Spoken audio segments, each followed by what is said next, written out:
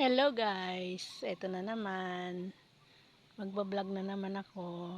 Yan, si titit ko. May 11 years old dog. Matakaw yan. Problema ko pagkain niya. Kahit na abo. Pagkain ng manok, nilalagyan ko ng kanin. Tapos abo. Kainin niya, agawan pa niya yung mga manok. Ay, yung mga manok ko. Yan. Diyan sila. Ang dami nila. Yang puti na yan, nagkasakit yan. Naka-recover. Nalagaan ko. Masukal na naman. Ayan, napabayaan ko na. Ang dami kasing ginagawa. Tapos nung nagtinda ako, wala na, hindi na masikaso. Ngayon, sinara ko yung tindahan ko. Para sabi ko, maglinis muna ako. Wala si Papa, ilang araw na. 1 week na siya hindi pumunta. Tanim niya to, oh, mais. Yung mga mais tsaka kamote. Grabe, ang dami, oh.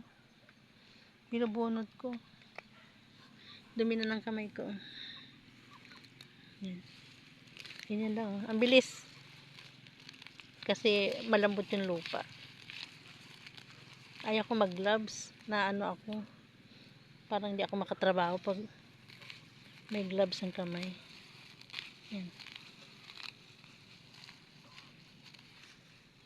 Hindi ako pwede sa arawan. Magbunot ng punla. Punla ng palay. Lugi magpasahod sa akin. Siguro kung pakyawan yun. Kung ano lang ang matrabaho ko, yun lang babayaran. Bagal na.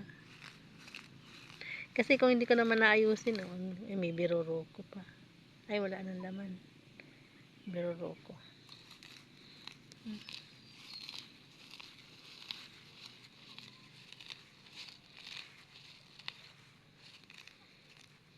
Kasi pagpalakihin ko ito, mahirap na siyang bunutin. Masukal na lalo. Ito, itira ko ito, sarungi. Gamot ito eh. Sarungi. Yan, may lagari na May lagari na bulaklak. Lagalagari. Parang ang sarap magbunot, oh. Sarap magbunot. Ay, may ampalayan ligaw. Wala na, bunot ko na yung ampalayan ligaw. Pait yan. Masarap sa munggo. Na yung manok. Yan, bili na kayong manok. Oh, magkano kaya ang ngayon? Mga yan, tandang. Ano ba yung porma niyan? Pormang pangkawali ba? Hindi ako marunong tumingin. Pangkawali ba? Pang derby. 1, 2, 3, 4 sila. 4. Hindi lang yan 4, marami sila na eh. Ang gusto ko yung inahin lang. So, lumaki na yung papaya.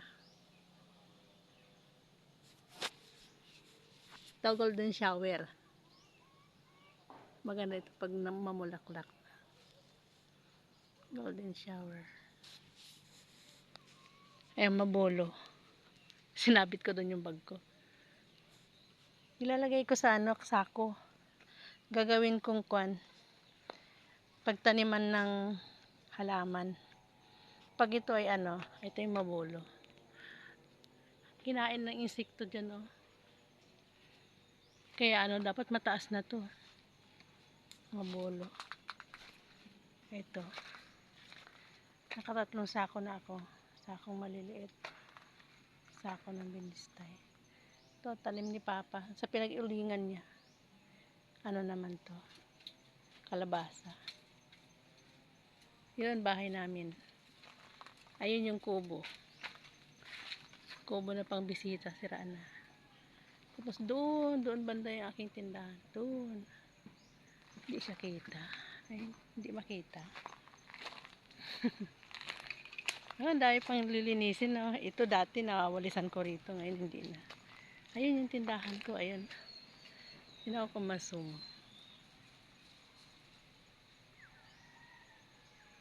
Ayun. Yung bubong. Ayun. Hindi. Ito sampalok. Ganda siyang lagyan ng duyan, oh. Yan yung mangga na ano. Hindi na munga ngayon yung mangga na yan. Dalawang malalaking sanga ang nabali dyan ng Christine. Bagyong Christine. Si Titit. Titit, saan ka pupunta? Dito ka lang. Yung isa kong kubo andun. Andun naman, oh. Pakita ko sa inyo. Sa mga hindi pa alam kung saan ako nakatira.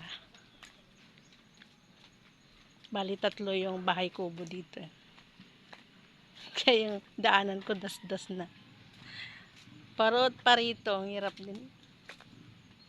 Bahay namin. Si sister ko ang nakatira dyan. Ayan yung aking kubo. Ito yung puso.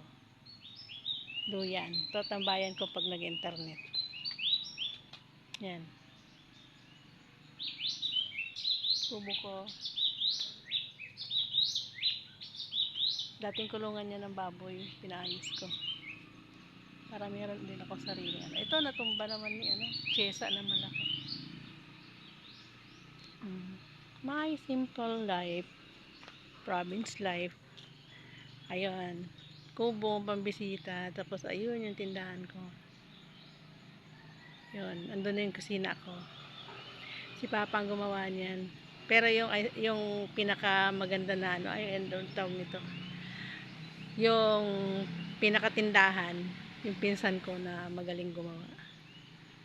Bye. Yung daanan ko, das-das na. Paliko doon kasi lagi akong dumadaan. Thank you guys for watching.